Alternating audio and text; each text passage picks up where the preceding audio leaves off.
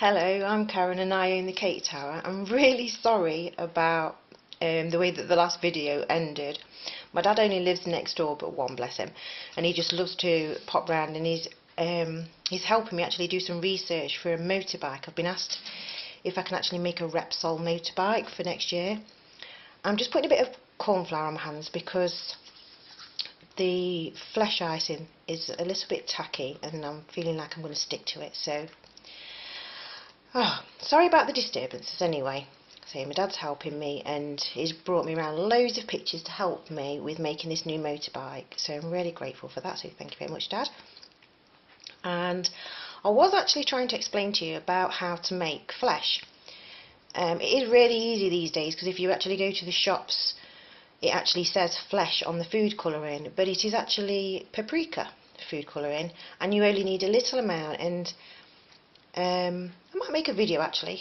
The colour videos seem to be going really well and are quite popular. So, but to make the head, I'm going to break off some and I'm going to roll it into a ball to start off with and try and get all the creases out because the face has got to be really nice and smooth and neat. So I've got a ball, and what I'm going to do is I'm going to pick this up to show you. I wouldn't recommend that you keep picking yours up and not, but as you can see we've got a part of the chair still there, so when we go to put the head on it's going to be, let's show you from the side, it's going to be supported so that when it travels through the post his head's not going to snap off. So just want to make sure the head's roughly the right size, and because I've made the t-shirt, what I like to do is to get a little tiny bit of flesh for this one. On my other ones where I make them standing up I do it slightly different, and I will make some standing up people videos to show you. So I get a bit of boiled water, rubbing most of it off onto my hand, putting a little bit of boiled water into the hole that I've made, and I'm going to just slightly make the teardrop shape with that, and that's going to be placed into there so that when the head's in place you will actually be able to possibly see a bit of the skin like so. I'm going to put some water there, and remember now this one is important, because you're going to brush the back of the chair to stick the head on. You want to do the top of the t-shirt first, because when you're using the darker colours sometimes the colours come off onto your water, so then when you go and moisten your white you've got blue on it. It's like I can actually show you how to get rid of that, but at this moment in time I'm trying to make sure you avoid it so you don't have to try and rectify any mistakes. So I've rolled my ball. I'm just going to push him out of the way a bit so I've got some more space. I'm just going to, roughly in the centre, I just want to just rock slightly, just so that it's more of an oval shaped head. We just wanted to get that. I know I make my people, they look like Postman Pat, but still want to get some kind of visual effect there. And we want to put the head into place. We're just doing it lightly, and I'm going to pick it up and check and say, does the head look too big for the body? And I think yes, in this case it actually does look a little bit too big, so I'm going to take the head back off, and the moist part I'm going to snap that bit off and take that off, put that to one side. I'm going to roll it again, there, back into the ball, so it's looking like a giant Malteser size this time. If I get my scales, and just have my scales a minute and see how heavy.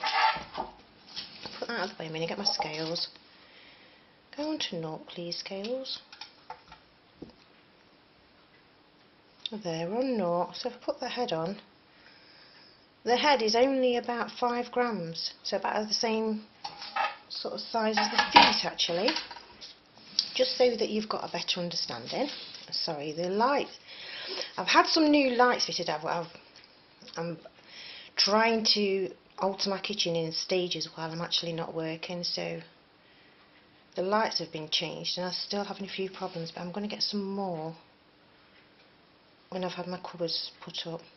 Right, so I've gone back to making that indented bit there to make it more of an oval. Excuse me.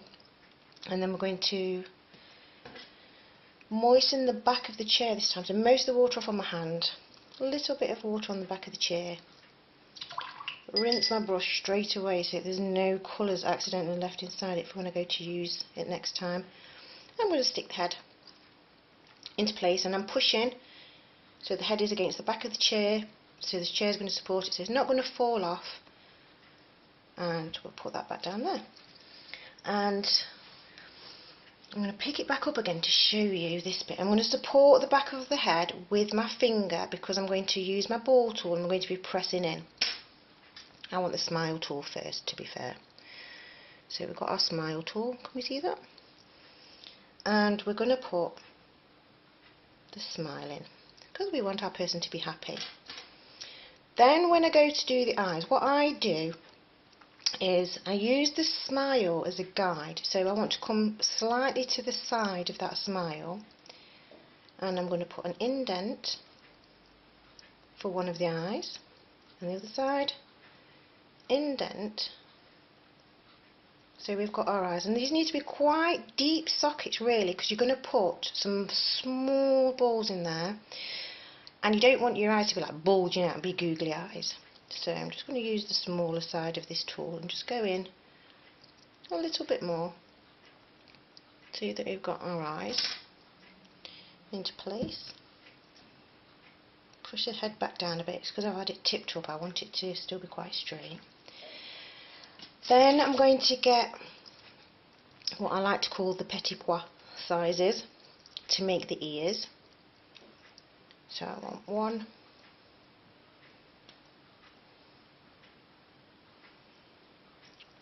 2, okay, and I want a really weeny size for the nose, unless of course you want to make a really big nose, that's entirely up to you. So I'm going to get my brush and I'm brushing off most of the water again. I'm just brushing it off onto myself. Just want a little bit of moisture here, not much, because if you put too much on then the icing slips, so we want to moisten it, and then we're actually wiping some off with our finger just so it's tacky. There, put my brush to one side. Now for the ear, sorry, I've still got that tickle. We've got the ball and we're going back. I know it's nearly every shape is a teardrop shape. Now actually I can see there's a little tiny bit of a black fibre maybe from the atmosphere or something that's gone there. I don't want little tiny bits in it. Make sure they're the same size again. Right, let's start again. So roll it. We'll do the little teardrop. It's only slightly. This is just to make it so that it's more of a natural person ear shape. So we're going to, ooh, there we go. I'm going to stick that there, like so. And I wouldn't worry too much if you do get those little tiny bits of fibres that sometimes you do. I don't know whether it's like because of when you do other things around the house, and it's like little particles of dust seem to get in your icing sometimes, and sometimes they really are just on the outside, and they do actually just brush off with a bit of boiled water. So I'm going to use the brush. I'm going to be supporting the back of the head with my finger, supporting the back of the ear with this finger, and I'm going to push. I'm going to hold his face there because I don't want his head to like and tip off when I do that. And so I'm going to put the brush in and make his ear, and then I always find the opposite side more awkward, but there, and done that bit better.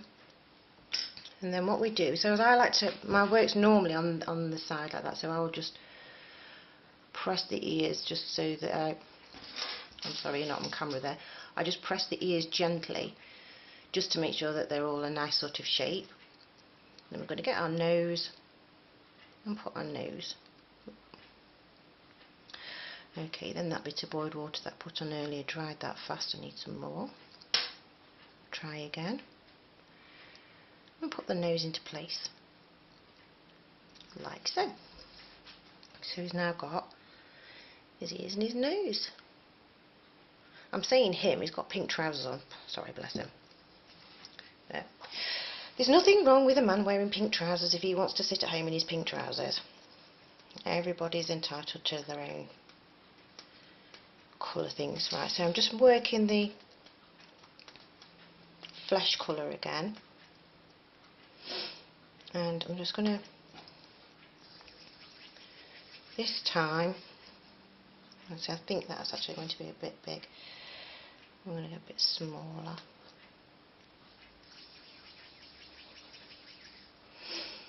There. So we're using our processed pea size, because these ones tend to, they're only about a gram on the scales, but sometimes it can weigh a gram on the scales and it's nearer to 2 grams and it's not quite made it over. So it's best if you actually roll your balls and make them look roughly the same size by visualising it rather than actually going for the actual weight on the scales, I think anyway.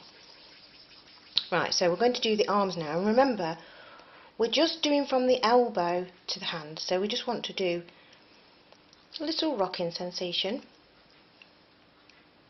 so that we're going to make that roughly the right size, and we just want to make sure they're both the same sort of size before we carry on. Then I've got a little crease there. I don't like creases, I just think creases spoil your work, so I'm just going to just roll that back out again. There we go. Some people say I'm a perfectionist, but really I don't think so. And then I'm going to get it this way. I'm going to roll side to side, like this. This is making it so that we've got the wrist. And then I'm just going to pinch it like this, and then a bit like this, just to make a very simplistic hand, because I can't make all the tiny fingers when they're that small. I'm not that talented. I accept my weaknesses. I can make the hands on a bigger scale, but for the cake toppers they tend to be quite small, because you've got to think it's going on maybe an 8-inch cake or even smaller. So these little arms, to make these stay into place, what I'm actually going to be doing is I'm going to be pushing the elbow part there, and I'm going to put the hand across the body, or you can actually put the hand down onto the lap. Make your mind up where you want it to go. Sometimes you might want to have them actually onto the chair arm itself, like that, so they sit in that sort of position.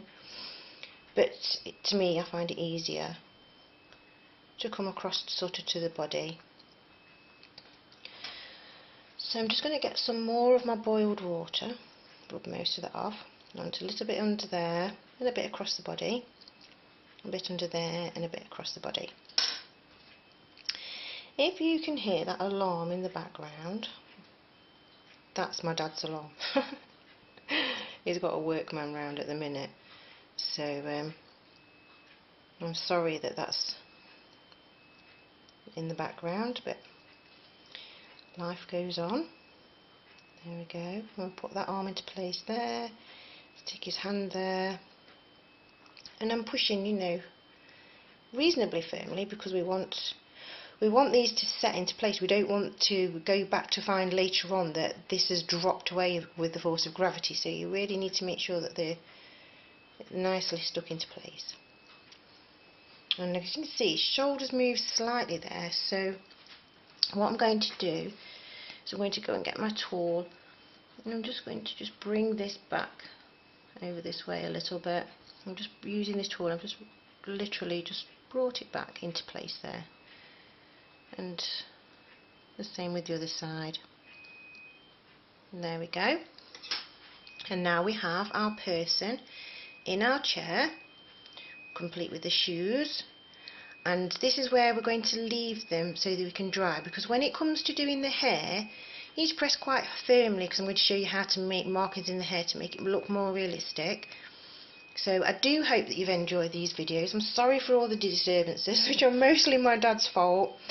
But anyway, thank you for watching. And thank you to all my subscribers. I really appreciate that, and all the views I'm getting. It really, really does makes my day. I can't believe it. So thank you very much for watching, okay? Bye.